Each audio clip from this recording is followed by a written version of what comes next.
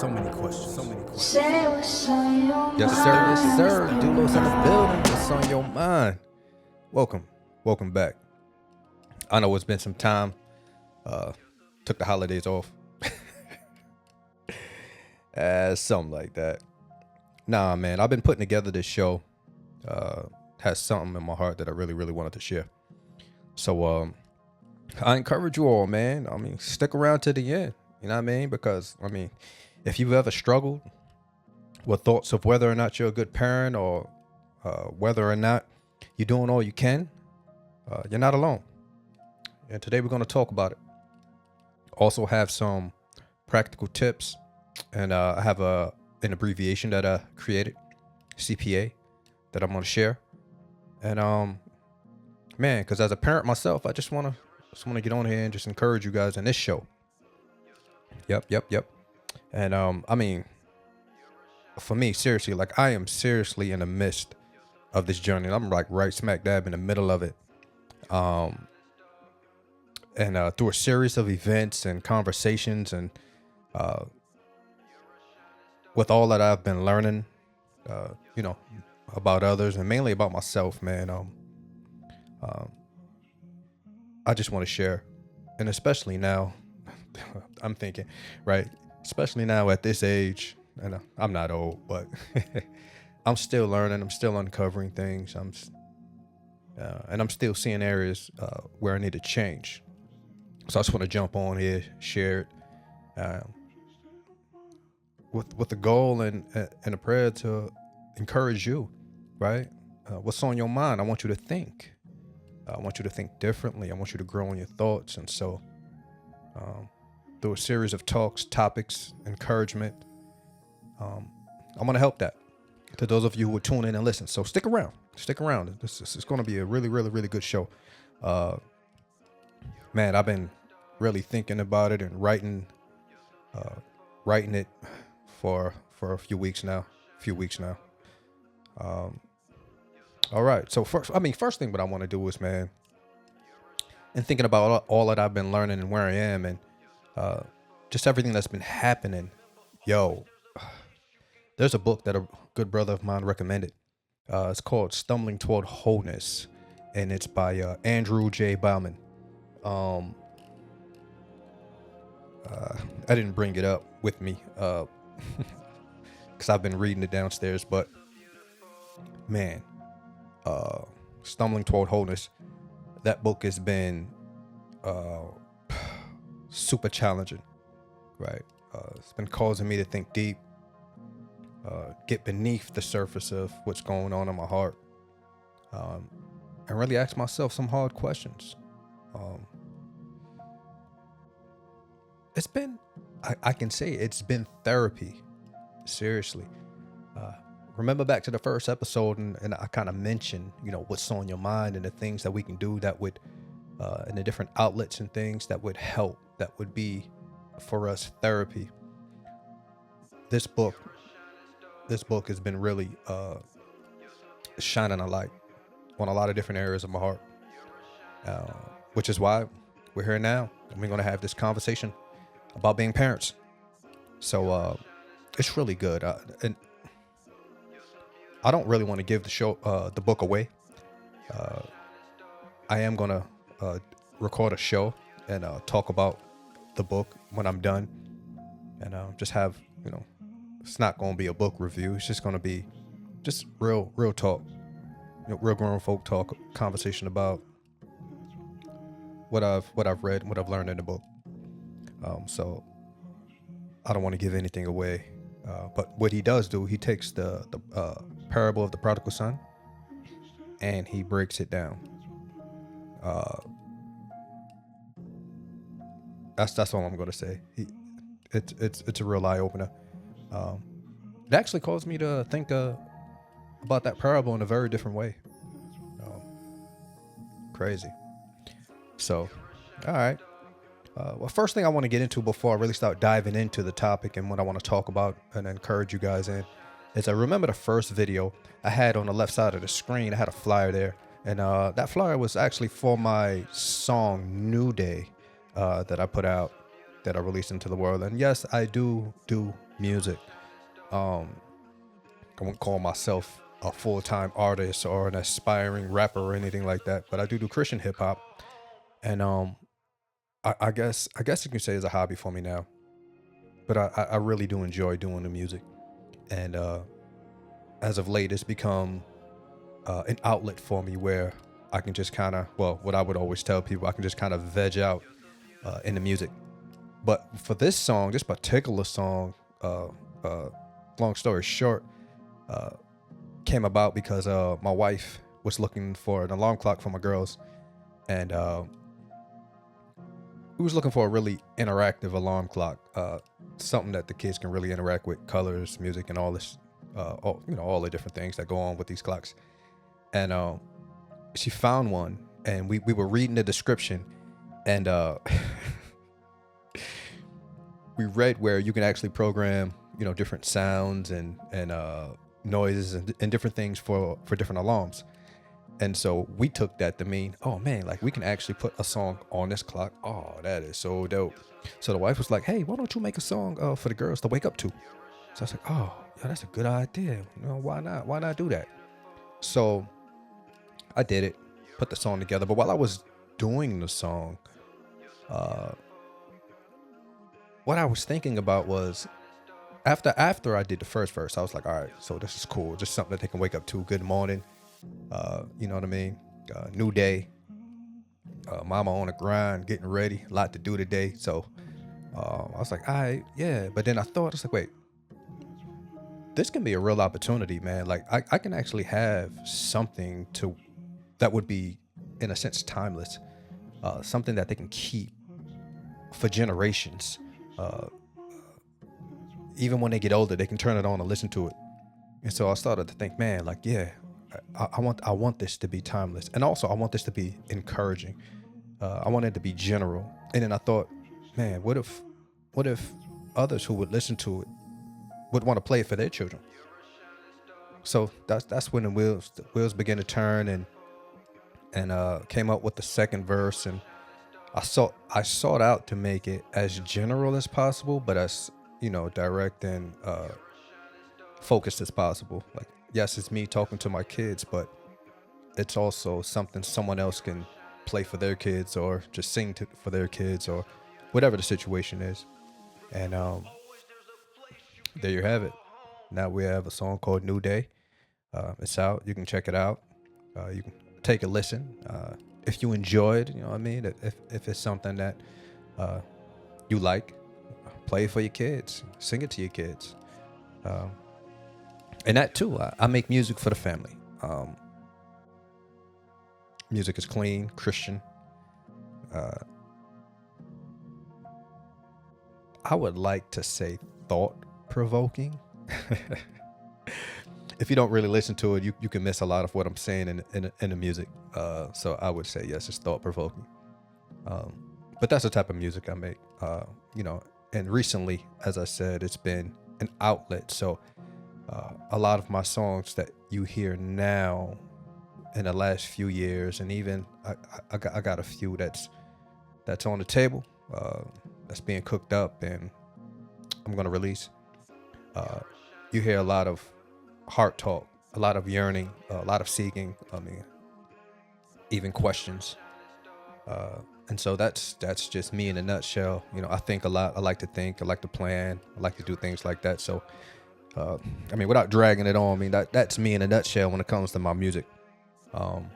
So go check it out. It's called New Day. It is out on all streaming platforms. All of my music will be available when put out on all streaming platforms.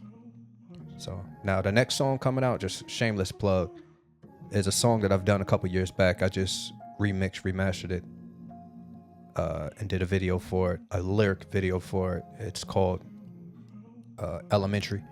So be on the lookout for that. That's gonna be the next thing I'll put out or reintroduce to the world. It's gonna be on all streaming platforms, so keep a lookout for that. But let's get into it, man. Today I'm gonna try something, right? Something I've never done before. I've never done this before. This is new. This is episode 3 for me. And I just want to see how it goes. I'm going to be a bit vulnerable in sharing my thoughts because I really want to be honest with you listeners. I really want to share my heart. As I said, I'm inviting you to come along with me. So we're going to walk through this together. And I want to give encouragement and also practical advice that I've learned and things that I am in the process of putting to practice. Things that I've thought about, things that I am thinking about, and I just want to share it with you. I think we as a family can be the best people possible, right? The best us we can be, the best version of us we can be. Not for our own sakes, right? But for our kids' sake, specifically for this one, right? For the world's sake as Christians, for them, and representing Christ well, and doing this well, and doing what we're supposed to do as believers. And man, I hate to say that. I hate to say doing what we're supposed to do, but no, and following Christ and loving Christ, doing what should come natural to us when we love, right? That's going to be one of the hot words for today, love. So, all right. So, today's talk is centered around the abbreviation that I've created CPA. And as we move on, I'll explain what that is, and I'll get into each letter. But that's what today is centered around, and I'll get there in a minute. But for us as parents, right, we think about what our role is in a home, and what I would say to that is, yes, we want to love, yes, we want to encourage, yes, we want to discipline, yes, we want to teach, and we definitely want to provide for our kids, right? Like, this is all of this we want to do. But I think for us as parents, I think our role is a bit more than that, right? So let's break that down even further. Let's split this up. So for dads, right, we want to be the providers. We want to protect. We definitely want to discipline, but not only discipline, we also want to disciple. Right, dads, we want to disciple. We want to teach. And something that I've learned recently, which was huge for me when I heard, and I forget where I heard this, but he says, dads are to be peacemakers in a home. I mean, so that's a gem for any of you men listening, and you've never heard that, but dads, we should be peacemakers in the home, right? Think about one of the names of Christ in the Old Testament, I believe is Isaiah, right? Peacemaker, right? And even in the Beatitudes in Matthew, Jesus says, "Blessed are the peacemakers, for they shall be called sons of God." That's huge. That's huge in Matthew 5. Now for moms, yes, moms, you want to love, you want to nurture, you want to nourish, you want to teach as well. Also, moms discipline, right? Even moms protect. Though we may sometimes think of dad as the main protector of the family, but moms protect as well, right? Mama bear, right? That's where we get that term. Moms protect. And also moms provide the emotional support and care for kids. Now, there are dads who do that, but it's mainly mom with that nurturing character about her. And what dads do emotionally, dads help to balance that out. And this is something I'm learning. It's now, okay. So right now it's black and white, right? Literally, I got it on paper. But the way it works itself out would be different for the individual. Maybe dad might be the more nurturing person in the home, right? And mom would balance that out. That does happen. Just me personally, my mom was my mom had to be what she was, being a single mom and growing up, coming up. Well, not her coming up, but when I was coming up, just our circumstances and the things that have happened. Born and raised in Barrio, Spanish Harlem.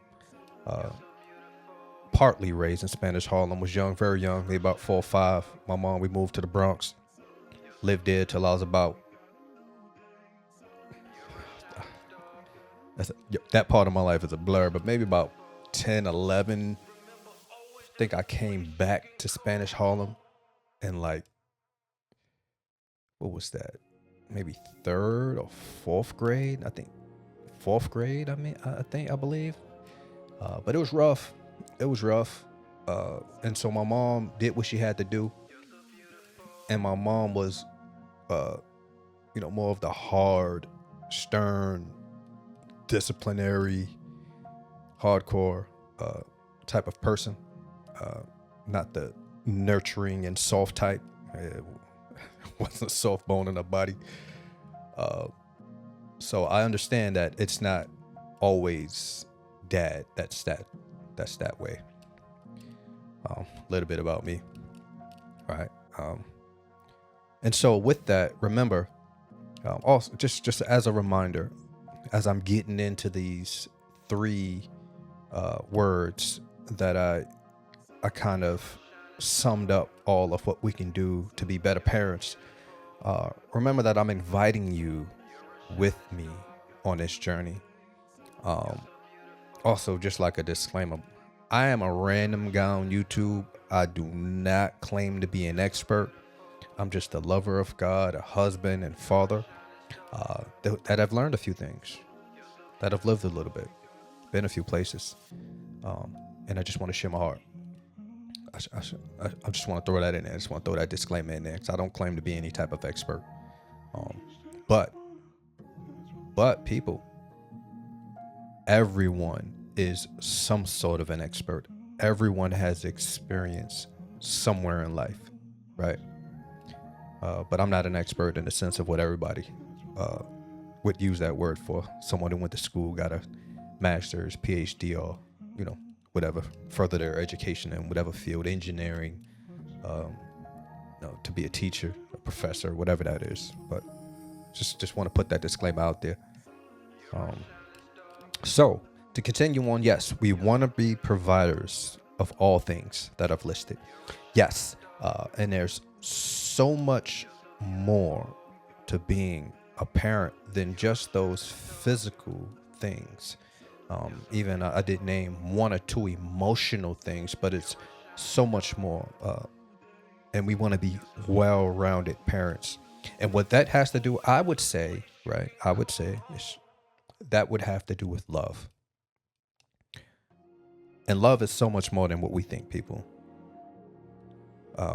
I know, just off the cuff, if asked the question about what is love, we all would answer that love is an emotion that you feel towards someone.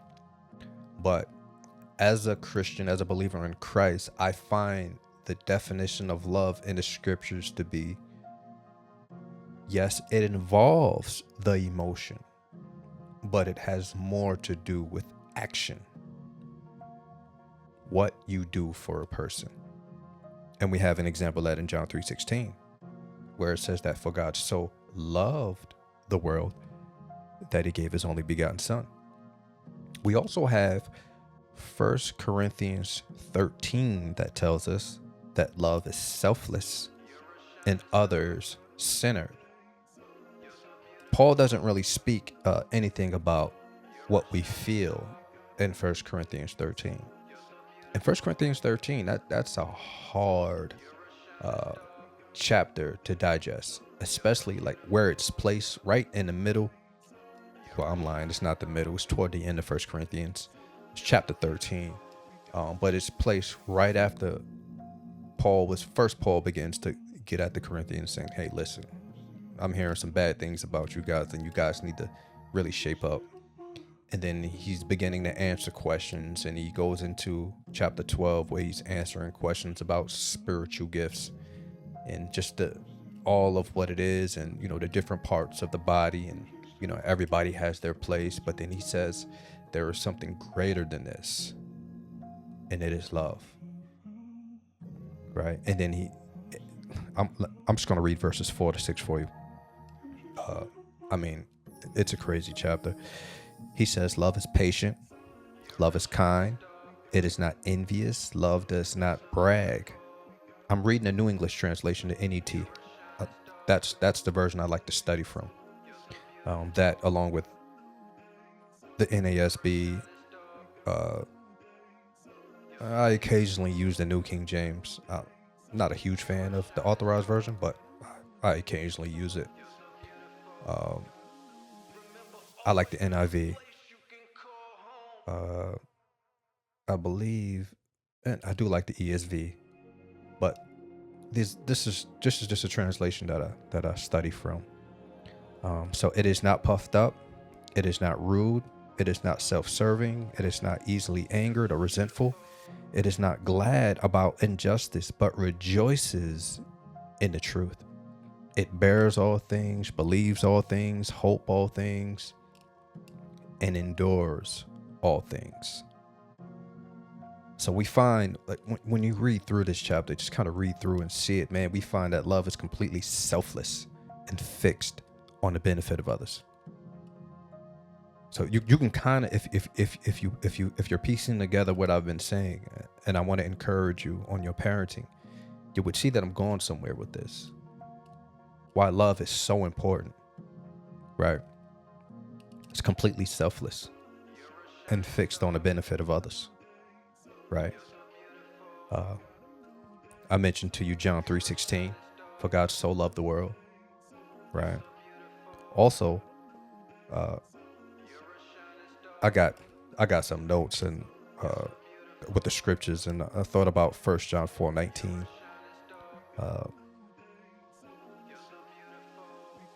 Which is simply saying that we love God because he first loved us.